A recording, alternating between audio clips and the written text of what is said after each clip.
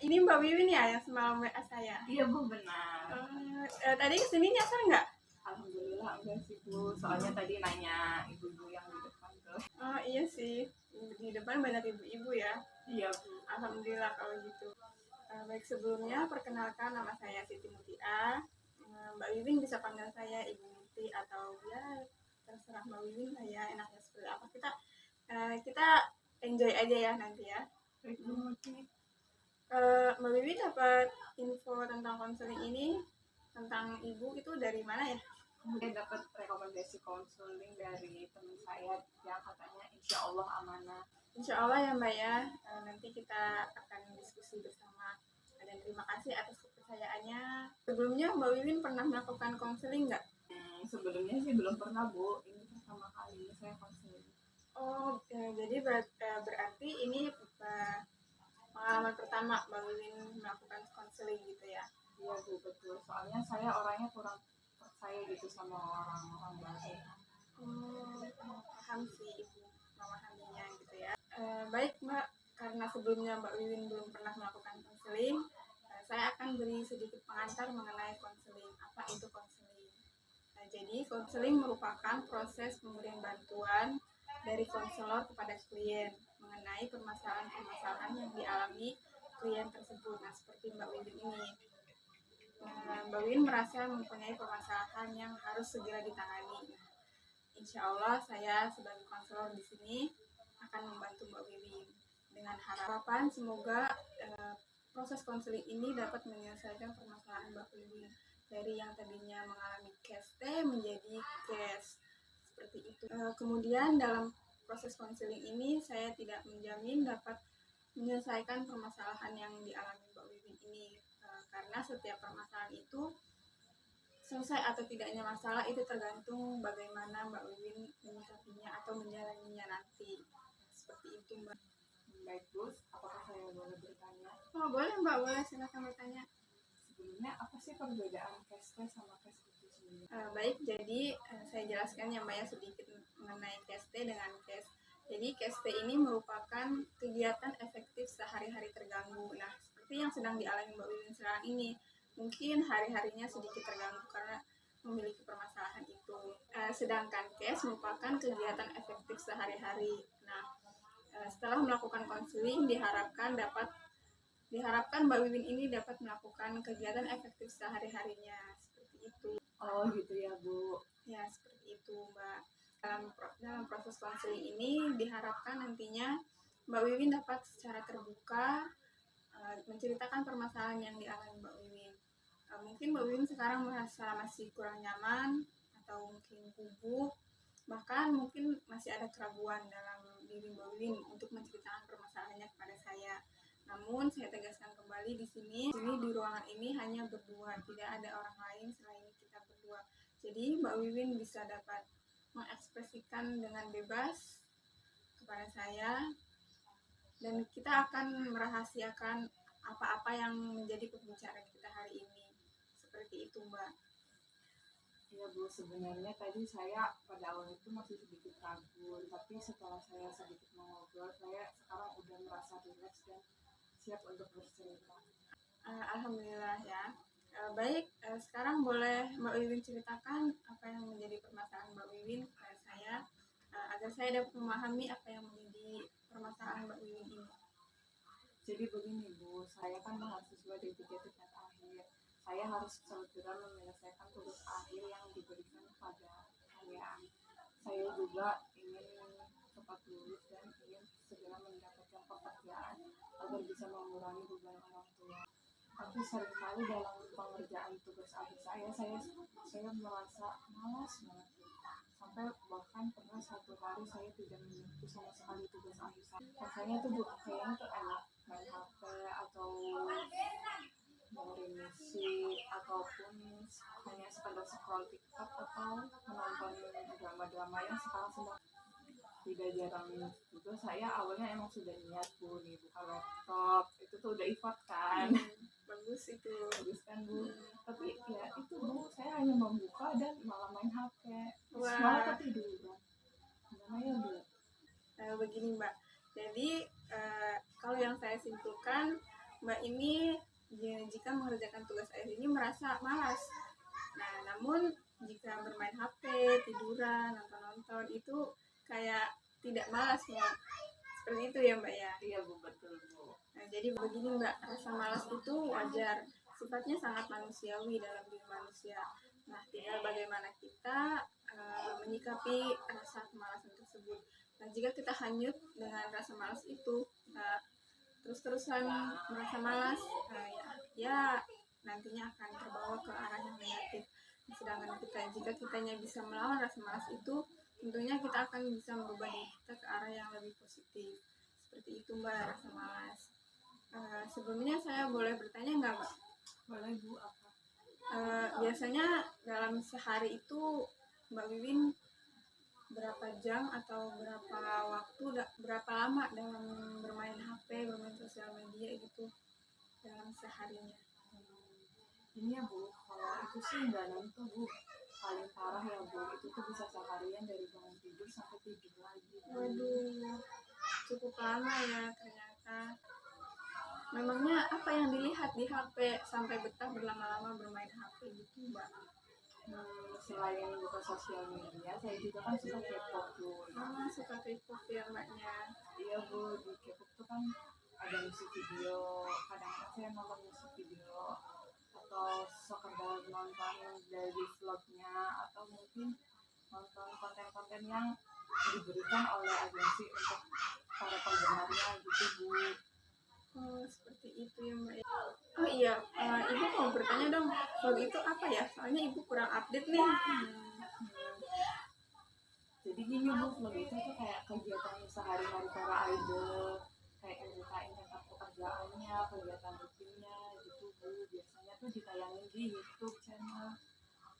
Oh, seperti itu. Jadi hari-harinya Mbak nih melihat YouTube gitu ya? Iya Bu. Oh iya Bu, gini ya. Selain suka nonton idol Korea, saya juga nonton drama Korea. Banyak banget loh drama Korea yang bagus. Soalnya drama Korea juga bukan tentang cinta-cintaan aja Bu. Oh, seperti itu ya. Contohnya apa tuh yang biasa ditonton dramanya? Ini loh Bu, judulnya tuh Law School. Oh, Law School itu hukum, sekolah hukum. Nah iya Bu, benar. Jadi tuh ceritanya tuh ada seorang mahasiswa yang ingin mencari keadilan untuk saudara kandungnya, tapi ini malah dosen-dosen hukum sendiri yang malah menyalahgunakan hukum tersebut Bu, sampai banyak fitnah. Tapi mahasiswa tersebut tetap berjuang untuk keadilan bagi kakak kandungnya sendiri begitu Bu. Itu dalam cerita dramanya ya seperti itu.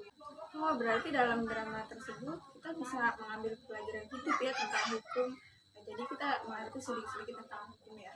Iya Bu, di drama tersebut kita juga bisa melihat hukum tuh dari kacamata hukum. Iya Bu, betul sekali Bu. Kita juga bisa melihat masalah itu dari kacamata hukum, tidak hanya dari kacamata pribadi manusia biasa Bu. Soalnya tuh setelah saya menonton drama tersebut, saya kayak gimana ya Bu tentang hukum tuh. Oh ternyata yang selama ini saya anggap salah itu benar, yang selama ini saya anggap salah. Oh iya Bu, soalnya selama ini saya tuh melihat cuma dari kacamata saya pribadi itu tuh banyak di hukum yang ternyata itu salah, tapi saya anggapnya tuh benar Bu, kayak gitu. Jadi kita bisa belajar hukum ya dari sebuah film dan sebuah drama gitu ya. Bu, benar. Iya Bu, selain drama tentang hukum, saya juga nonton Startup. Itu tuh tentang seseorang yang memulai usahanya tuh benar-benar dari nol.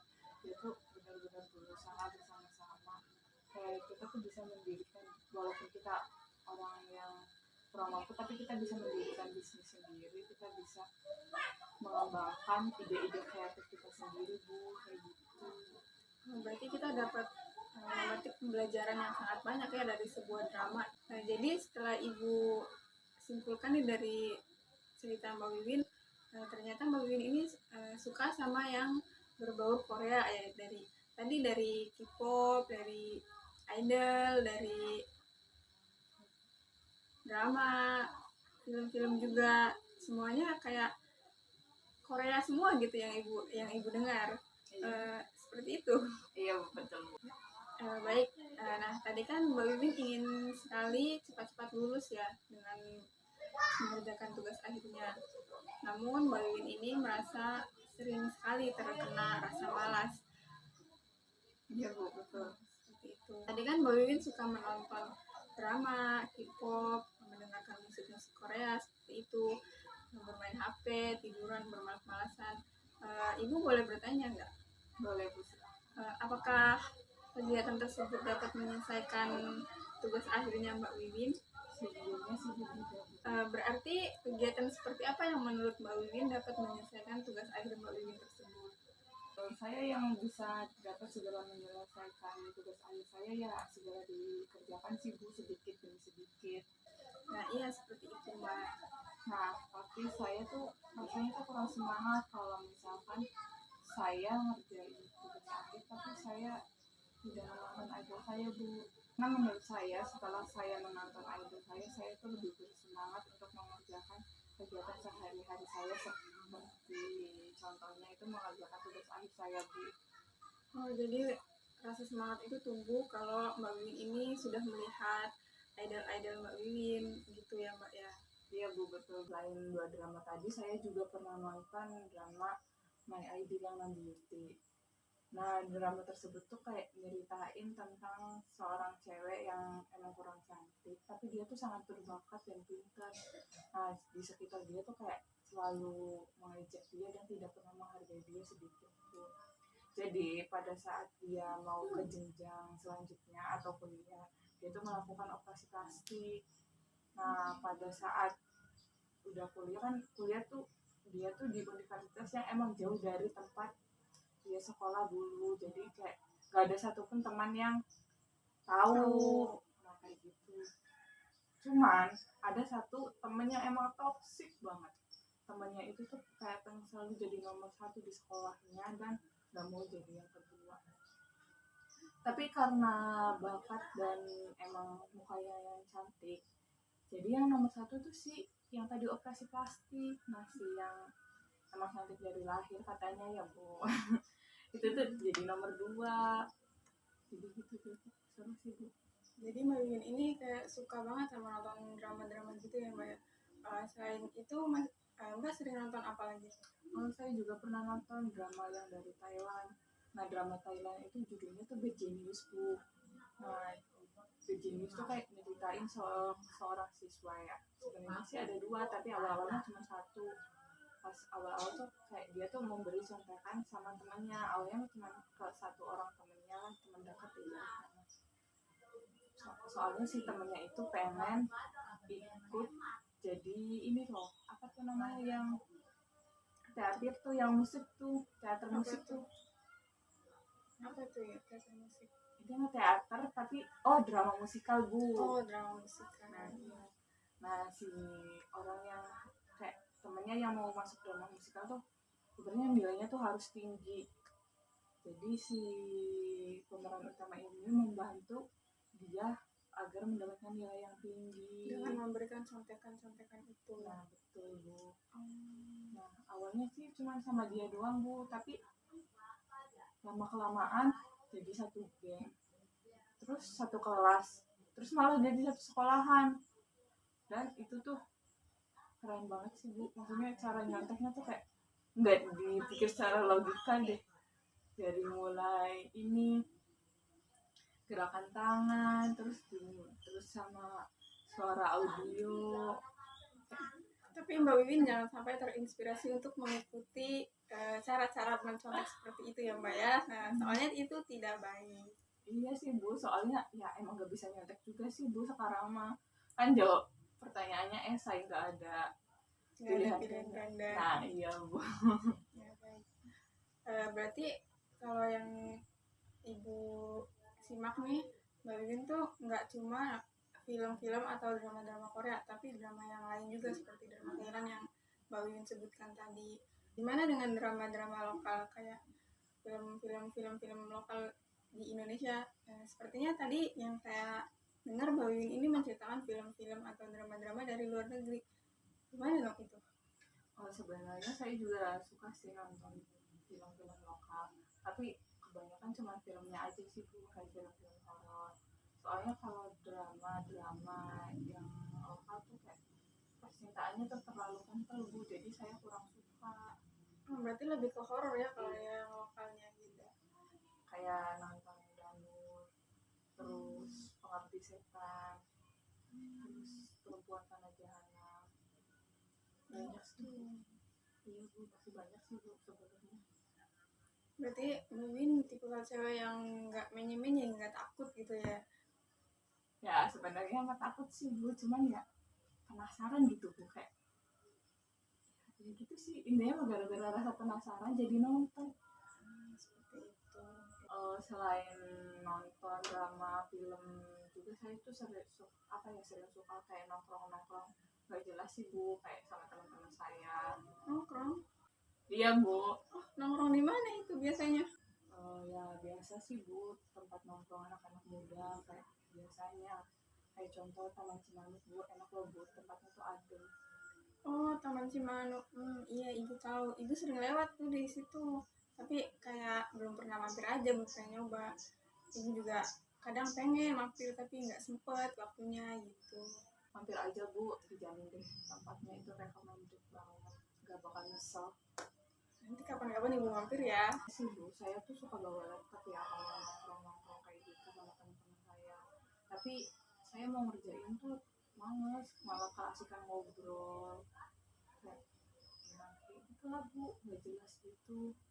Teman-teman Mbak yang sering nongkrong bareng Mbak ini sedang menyusun tugas akhir juga nggak Mbak kayak yang Mbak Win ini? Enggak sih Bu, soalnya kan jadi saya nyusun tugas akhirnya lebih cepat. Nah, sedangkan mereka semua tuh satu. Sebenarnya saya ikut nongkrong tuh ya karena saya iri sih Bu, kayak melihat mereka kan enak ya, masih kayak bebas gitu, sedangkan saya tuh harus dikejar-kejar sama tugas akhir saya, jadi kan ya udahlah ikut aja sih nongkrong sama mereka, apa salahnya. Kenapa Mbak Wiwin selalu ingin ikut nongkrong sama teman-teman Mbak? Sedangkan Mbak Wiwin sendiri kan sedang ada kewajiban nih untuk menyelesaikan tugas akhir. Sebenarnya sih saya tuh menghindari keluarga saya juga sih Bu, dan kalau di rumah main HP seharian kan kayak bosan gitu Bu, rasanya malas. Sebenarnya Mbak, saya boleh bertanya nggak Mbak? Boleh Bu. Tadi Mbak Wiwin bilang menghindari keluarga. Itu maksudnya seperti apa ya Mbak ya? Menghindari keluarga. Gini ya Bu, keluarga saya tuh kayak keluarga toksik yang kayak kurang harmonis gitu Bu. Nah, mereka juga sering bertengkar Bu di depan saya. Jadi itu mereka tuh sering bertengkar di depan saya ya Bu. Dan saya sebagai anaknya sering melihat orang tua saya bertengkar tuh, jadi emosi saya tuh nggak stabil Bu. Dan saya juga sering males-malesan. Terus pelarian saya ya ke itu drama, K-pop dan semuanya. Dan itu juga yang membuat saya ingin selalu nongkrong sama teman-teman saya. Serta tidak jarang juga sih Bu, saya yang emang ngajak teman-teman saya nongkrong. Itu ya Mbak ya. Baik, yang saya tangkap di sini bahwa faktor utamanya yaitu dari keluarga Mbak Wiwin tersebut ini. Maksudnya keluarga Mbak Wiwin ini tergolong ke keluarga yang kurang harmonis. Mbak Wiwin ini kurang dukungan psikis dari kedua orang tua Mbak Wiwin ini. Dan faktor internalnya itu ya dari Mbak Wiwin ini yang terbawa suasana, terbawa rasa malas itu, dan terbawa ke teman-teman yang selalu nongkrong. Jadi Mbak Wiwin ini kayak tidak bisa menahan diri gitu Mbak.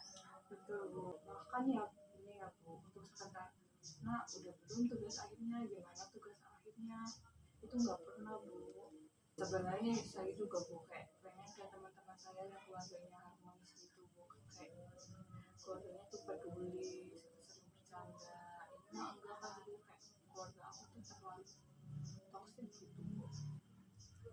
Tadi Mbak Wiwin ini bilang kalau kedua orang tua Mbak Wiwin ini sering bertengkar. Kalau ibu boleh tahu nih ya Mbak ya, orang tua Mbak Wiwin ini sering bertengkar itu mulai sejak kapan? Tahu nih ya Bu, mereka tuh sering bertengkar kayak sedari saya kecil, tapi ya gitu Bu, kayak bertengkarnya tuh kayak diam-diam, kayak cuman mereka berdua aja yang tahu. Nah, lama kelamaan pas saya sudah tumbuh dewasa, mereka tuh bertengkar di depan mata kami Bu.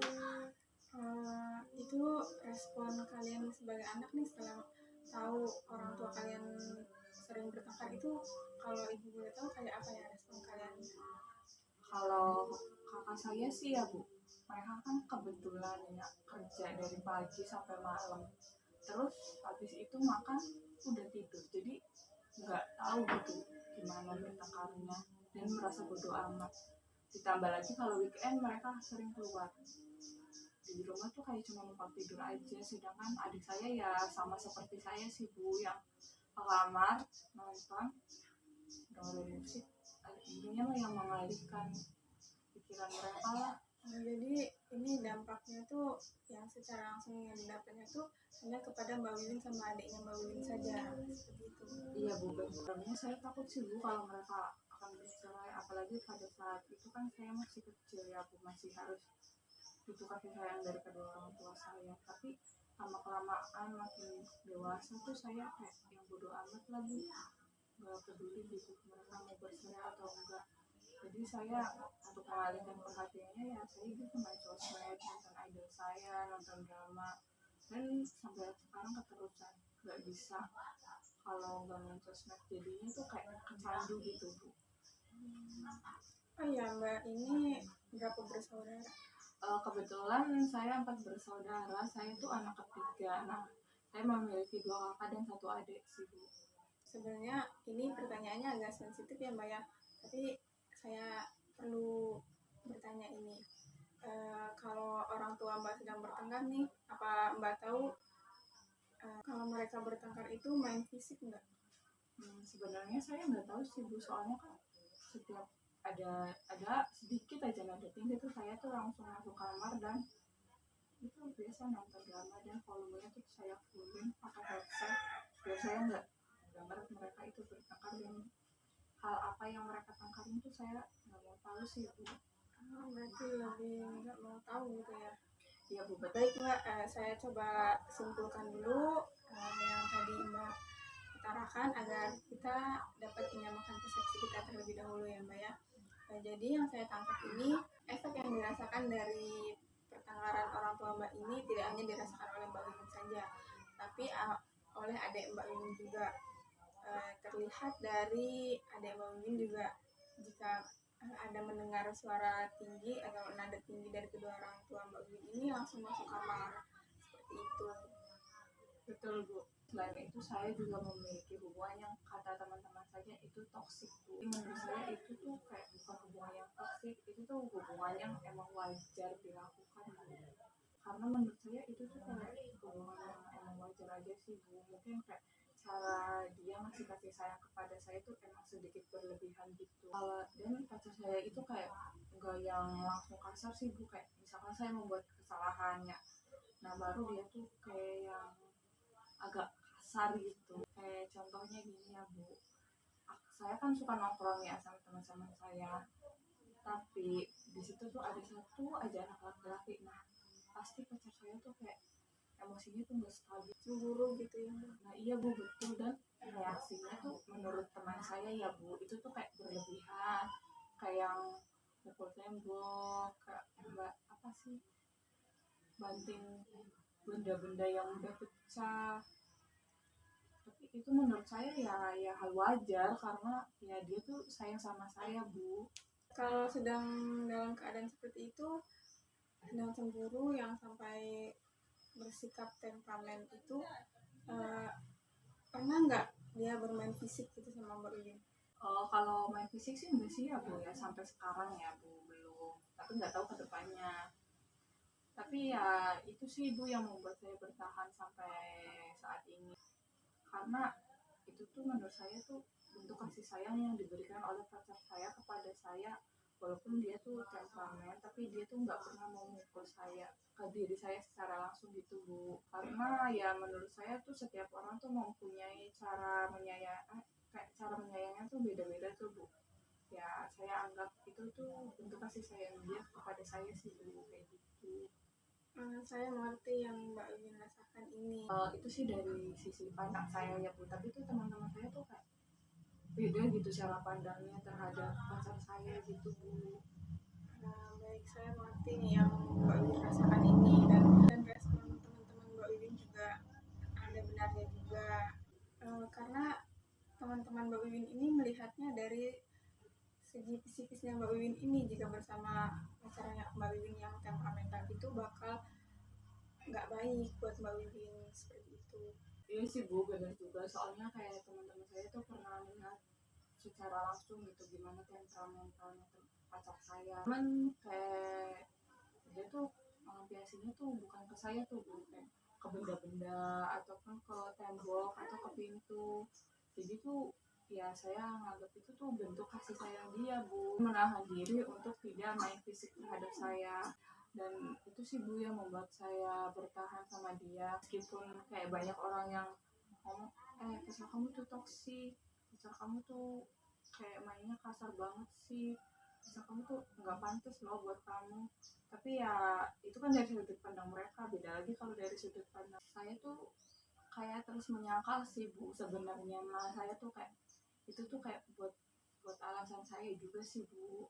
Sampai ada loh Bu yang pernah bilang kayak gini, Gimana itu? sama saya tuh bilangnya kayak gini ya, kayak kenapa sih sikap dia kayak gitu, kenapa sih dia gak pernah main fisik, soalnya tuh dia sadar dia tuh masih pacar kamu, dia tuh bukan suami kamu. Dan dia juga mungkin takut kalau nanti kayak kamu tahu kalau kamu itu disakitin sama dia, kalau kamu itu dipukulin sama dia, nanti yang ada malah kamu yang harus mukulin pacar kamu itu.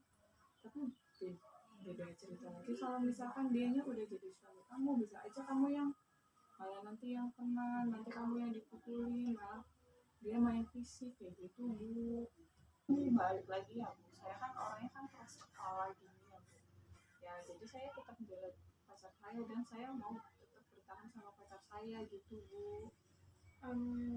Apa yang membuat Mbak Wiwin ini keras kepala untuk mempertahankan hubungan Mbak Wiwin ini?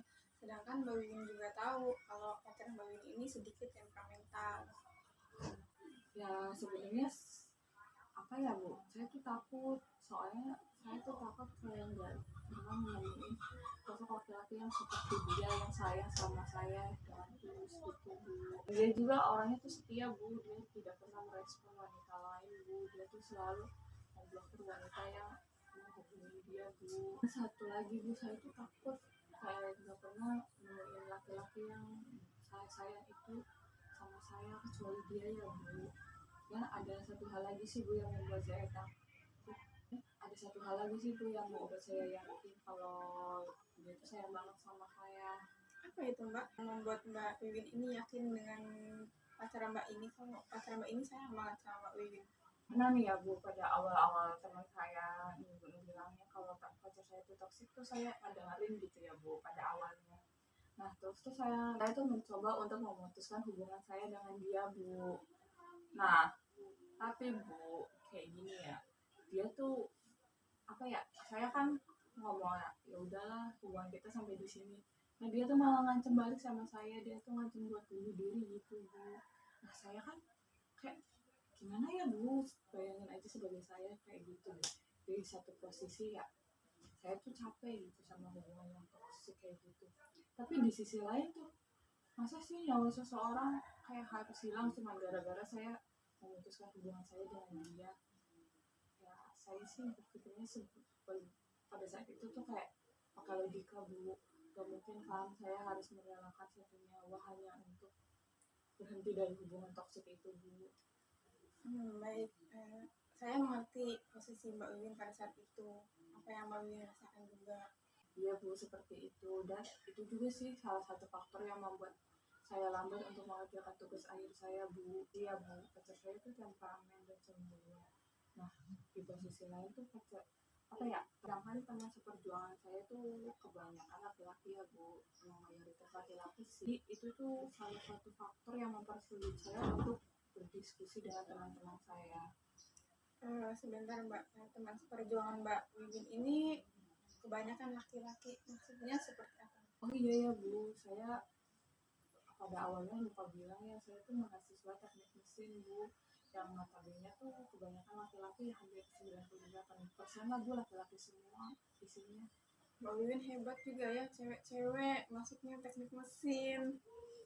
Kan biasanya kalau cewek tuh ya kayak ke pendidikan, ke ya yang pada umumnya yang cewek-cewek ambil itu, sedangkan Mbak Win ambilnya teknik mesin. Mbak Win keren sih. Pada awalnya tuh pacar saya tuh sangat ngedukung 100% gitu Bu, saya tuh masuk teknik mesin.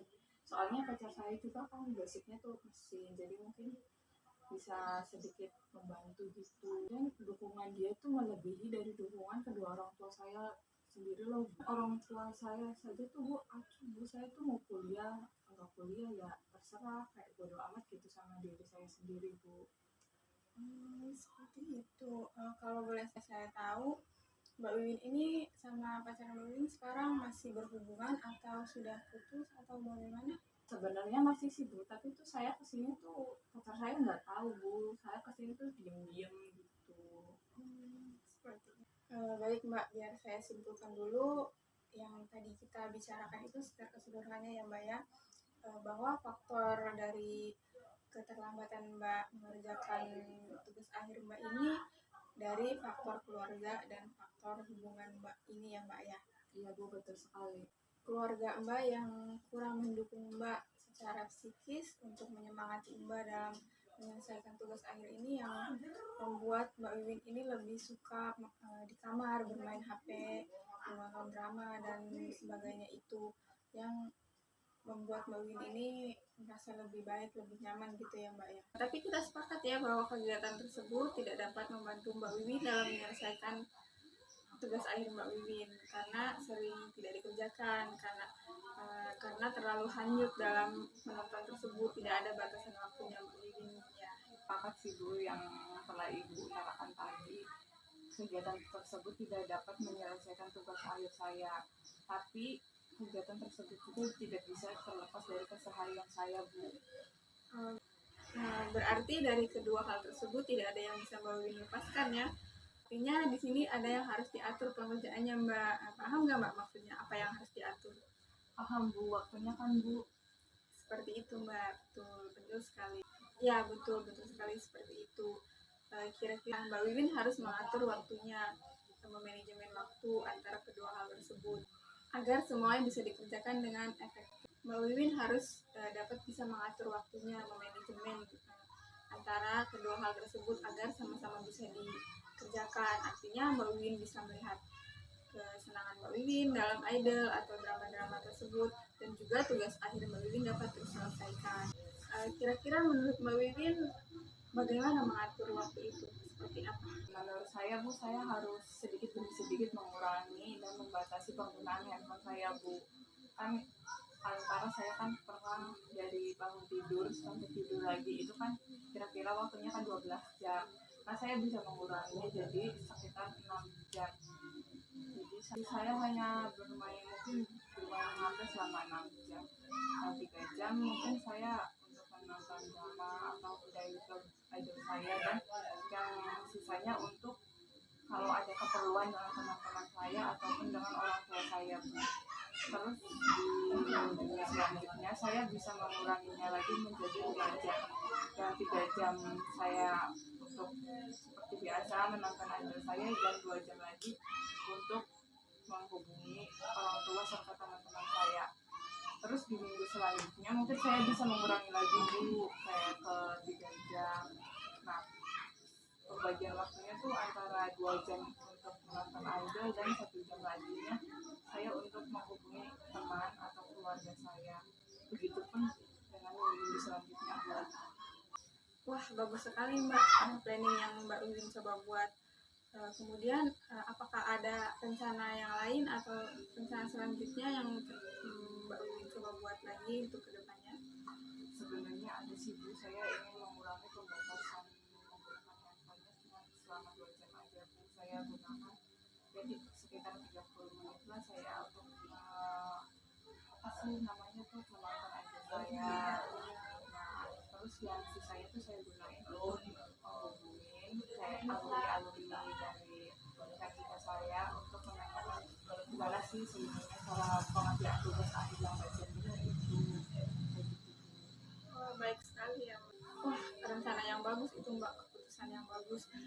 Dengan Mbak Wiwin berdiskusi dengan kakak tingkat atau senior yang sudah lulus atau alumni yang sudah lulus, Mbak Wiwin bisa menemukan wawasan baru di sana, bisa menemukan referensi dari alumni yang sudah lulus tersebut. Jadi dapat membantu pengerjaannya agar lebih cepat lagi, seperti itu, Mbak. Kemudian bagaimana jika rasa malas itu datang lagi?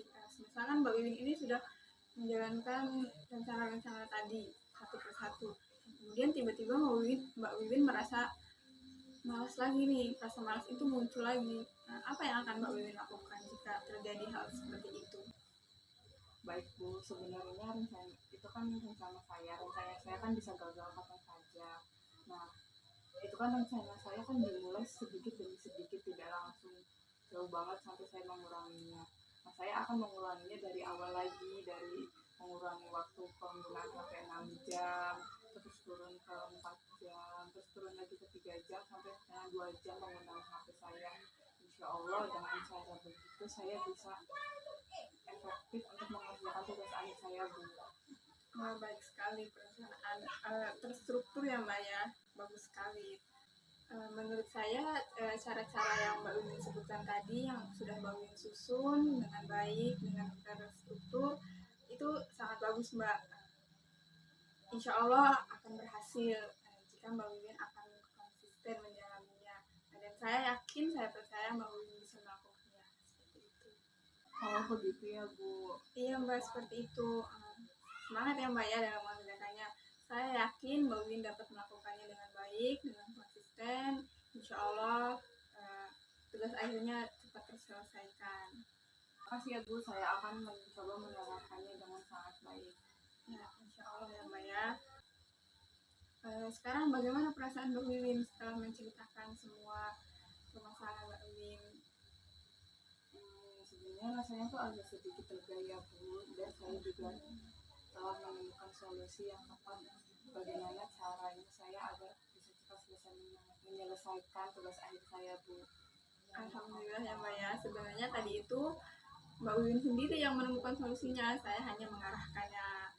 Mbak Wiwin sangat bersungguh-sungguh dalam memikirkan kedepannya dalam mengerjakan tugas akhir dan juga tidak meninggalkan hobi Mbak Wiwin ini. Sebelumnya terima kasih ya Bu, saya akan mencoba menerapkannya dengan baik. Iya sama-sama Mbak Wiwin, semoga dapat dijalankan dengan baik ya Mbak ya. Kemudian kedepannya jika Mbak Wiwin merasakan ada keseharian Mbak Wiwin terganggu atau ada permasalahan lain, Mbak Wiwin jangan sungkan untuk datang ke saya, untuk menemui saya. Kita berdiskusi lagi seperti ini. Kita akan mencari solusinya sama-sama kembali. Seperti itu ya Mbak ya. Bu, kalau begitu saya izin pamit pulang ya Bu. Ternyata udah sore. Wah iya ya, ternyata sudah sore ya Mbak. Tidak terasa ya Mbak ya, sudah sore. Kalau begitu Mbak hati-hati di jalan dan salam untuk orang di rumah ya Mbak ya. Ya Bu, udah baik ya Bu. Iya. Hati-hati ya Mbak ya. Iya Bu, makasih ya Bu. Iya. Assalamualaikum. Waalaikumsalam.